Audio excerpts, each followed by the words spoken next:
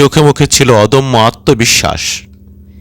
তিনি ধীরে ধীরে বললেন, স্মরণ রাখুন, আমরা শিক্ষকরাই আপনাদের মতো আইনজীবী ও বিচারপতিদের গড়ে তুলি।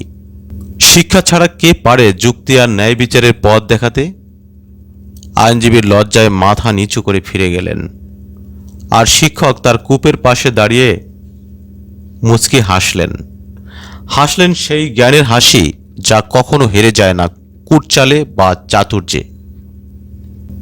বন্ধুরা, কেউ শিক্ষকদের কখনো ছোট করবেন না, আপনি যত বড়ই হয়ে যান না কেন।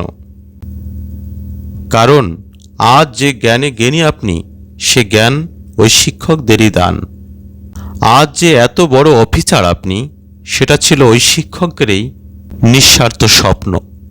জ্ঞানী হতে হলে জ্ঞান গর্ভকে অস্বীকার করা যায় না। প্রিয় বন্ধুরা, গল্পটি কেমন লাগলো আপনাদের?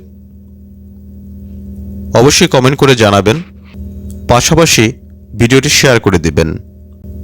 এবং আপনাদের কাছে একটা ছোট্ট অনুরোধ রইল, চ্যানেলে নতুন হয়ে থাকলে চ্যানেলটি অবশ্যই ফলো অথবা সাবস্ক্রাইব করে পাশে থাকা বেল আইকনটি অন করে রাখবেন, যাতে করে পরবর্তী প্রত্যেকটি ভিডিওর নোটিফিকেশন আপনাদের কাছে চলে যায়।